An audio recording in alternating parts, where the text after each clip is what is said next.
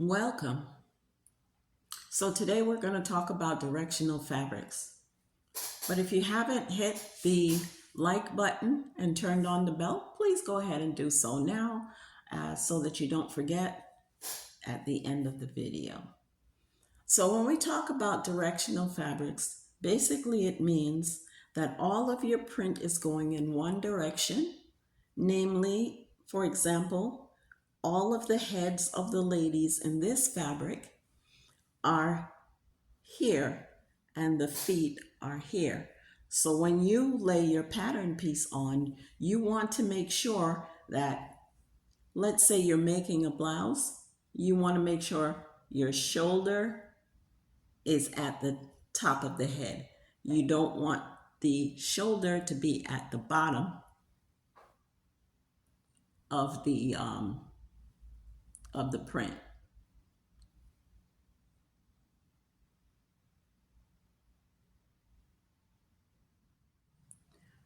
When you're laying on your pieces, you just want to make sure that all of the top part of your pattern is on the top part of the print.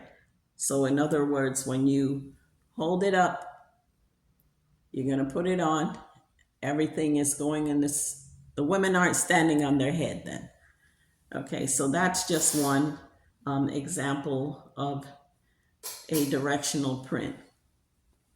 So sometimes it may not be something as busy or as colorful.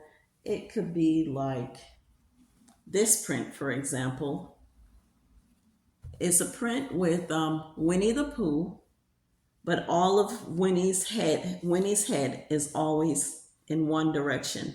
They're not head and foot anywhere. They're all in one direction. So there again, you would need to be careful when you're cutting.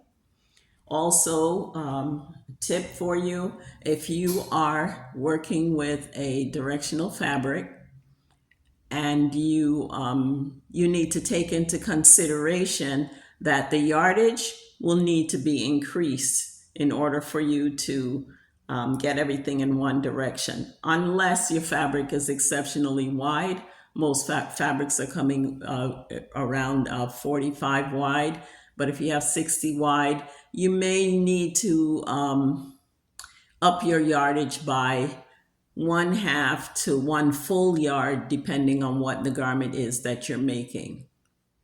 So you might want to take that into consideration if you're purchasing a directional fabric to make your garment. Okay, so that's all I have for you today.